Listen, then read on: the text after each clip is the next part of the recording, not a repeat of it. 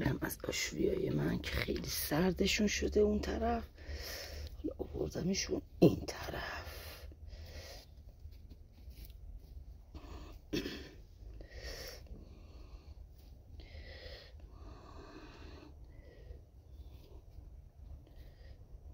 من عادت ندارم با بیلچه کار کنم، فقط باید با دستم،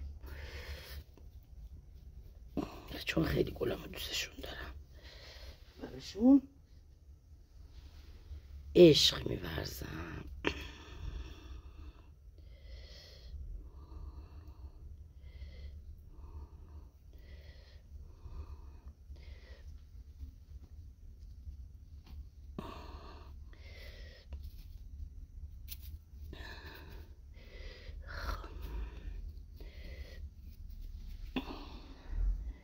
خیلی دوستشون دارم، فداشون بشم.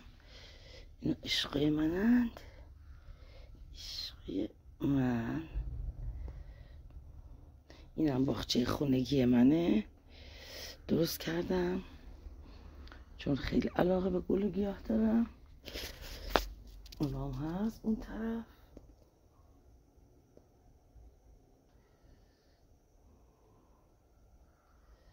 اینجا سرماشی شده بود، آوردمش این طرف.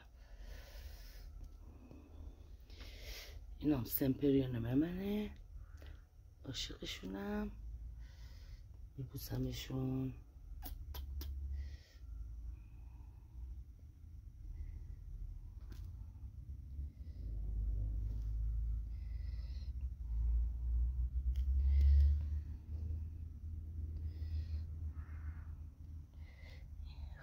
خدا خدا خدا.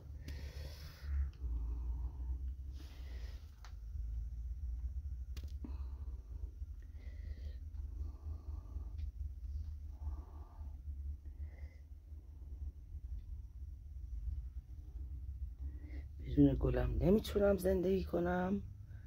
امیدوارم که همیشه حال دلتون مثل گلای من باشه.